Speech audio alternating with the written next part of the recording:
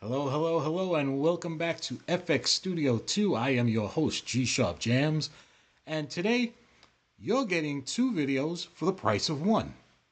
That's right, actually, I created one video for the MBT versus the MBP, and then I created a video about the Solid State Logic Revival 4000, comparing its features to the UAD 4000 plugin.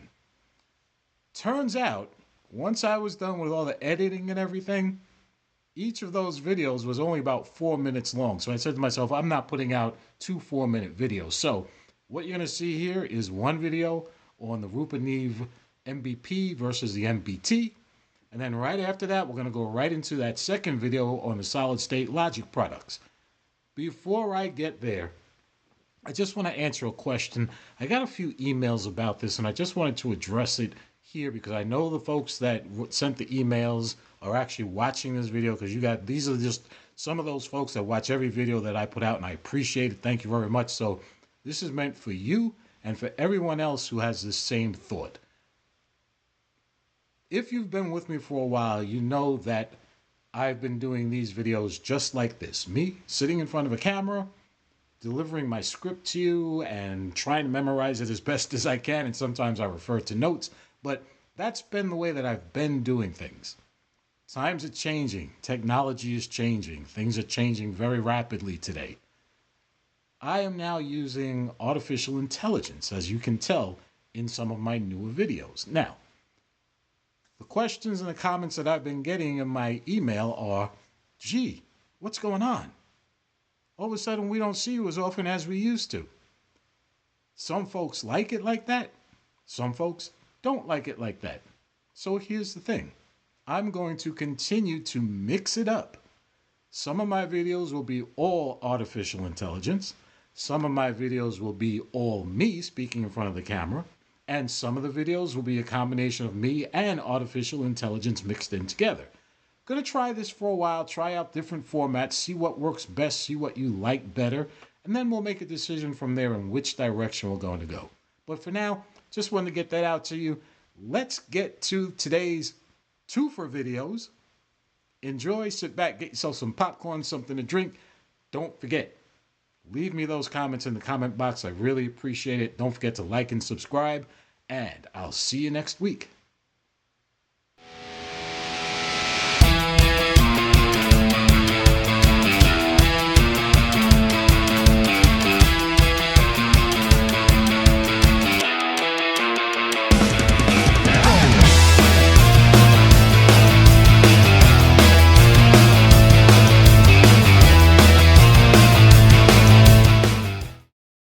Rupert Neve, the name alone is practically a synonym for high-end analog tone, a legacy built on innovative designs.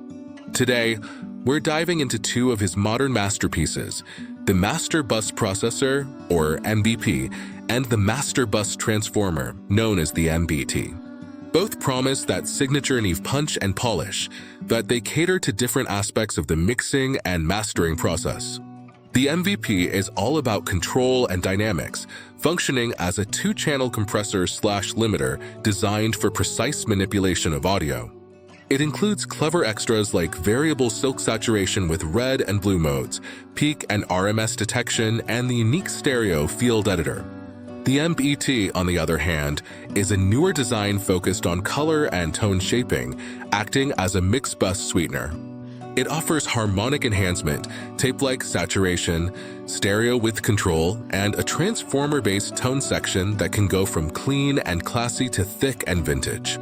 In short, the Master Bus Processor is the surgeon, meticulously refining your sound, while the Master Bus Transformer is the artist, adding vibrant character.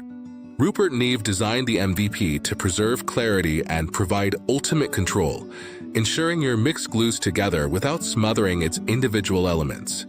Its compressor is ultra-transparent, offering feed-forward for a modern response or feedback for a smoother, more musical vintage feel, unless you engage the silk red or blue modes for intentional color. The MBT, however, was built to enhance vibe and excitement, utilizing transformer-coupled Class A signal paths to impart its signature sound. It's not just about controlling levels. It's about adding excitement with its harmonic section for saturation, a gentle 2-band shelf EQ, and a width control that can make your mix feel larger than life. So, how do they actually sound in practice? With the MVP, you immediately notice tighter transients, more glue, and a sense that everything is just locked in place. It's ideal for mastering or taming a mix that's a little too wild, providing a cohesive and polished sound. Switch to the MBT, and suddenly it feels like someone pulled a blanket off the speakers. More harmonics, more stereo depth, and that beautiful transformer saturation. This saturation adds weight without muddiness, breathing new life into recordings, especially those suffering from sterile digital production. In fact, many engineers use both, with the MBP first for control and the MBT second for character, creating a huge canvas to paint with. As G Sharp has said, I've heard it said many times that you don't need both. One or the other will get the job done. I totally disagree with this. If you're mastering or doing final mix bus work, the MVP gives you precision, allowing you to dial in just enough compression to glue a mix, then use Silk Red for subtle warmth. If you're producing or mixing and want instant vibe, the MBT is your friend. It's almost impossible to make it sound bad. Just running audio through it adds dimension and life, thanks to its super silk circuit and the all-new optical color comp. For clean pop or orchestral music, the MVP is the clear choice, providing transparent dynamics and control. For rock, hip-hop, or anything that needs attitude, the MBT will make you grin, injecting character and excitement.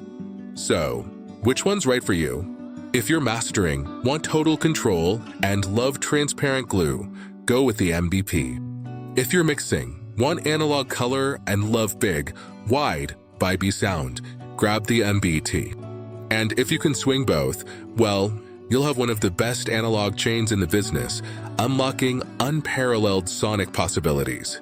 Both the MVP and MBT carry that unmistakable Rupert Neve DNA, precision, warmth, and musicality, embodying his legacy in every circuit. If you enjoyed this comparison, hit that like button, subscribe, and let us know in the comments which one you'd pick for your mix bus. Until next time, keep your levels even and your transformers humming.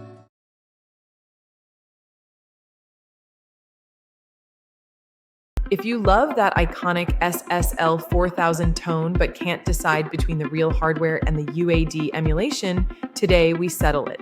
We'll compare features, sound, and workflow so you can make an educated decision. Spoiler, both have strengths. Let's go. Quick context. The SSL 4000 revival is a modern recreation of the classic SSL channel strip hardware. The UAD 4000 plugin is Universal Audio's software emulation of the same console. Today, we compare features, signal chain behavior, coloration, dynamics, and practical workflow. Hardware gives tactile control, real knobs, physical signal path, and subtle non-linearities. Plugins give instant recall, presets, automation, and mix-friendly CPU and DSP behavior. On the other hand, hardware offers analog summing behavior, physical saturation, but no preset recall without snapshot system. Plugins offer presets, undo, automation, and you can run multiple instances within your DAW. Now let's look at the EQ and dynamics of both.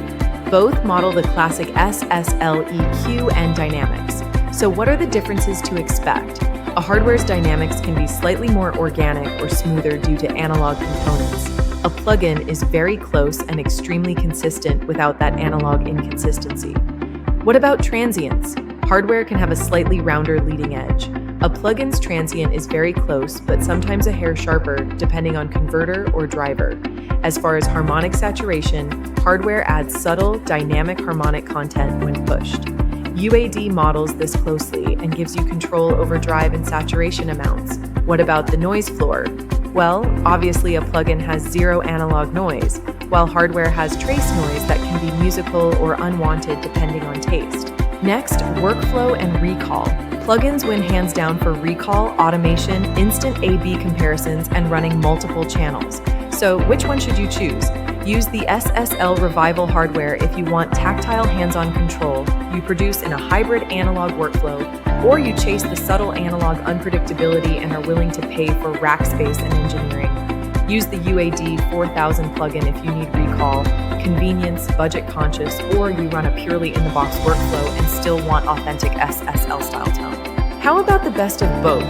Track through the hardware for vibe, use the plugin on mix buses for control and recall, or parallel both, using the hardware for character and the plugin to tighten and automate. So what's the final verdict and price practicality consideration? Sonically, the UAD 4000 plugin is remarkably close, and in many mixes it will be indistinguishable. The hardware brings analog mojo you may hear when pushed. For most creators, the plugin gives better value and workflow.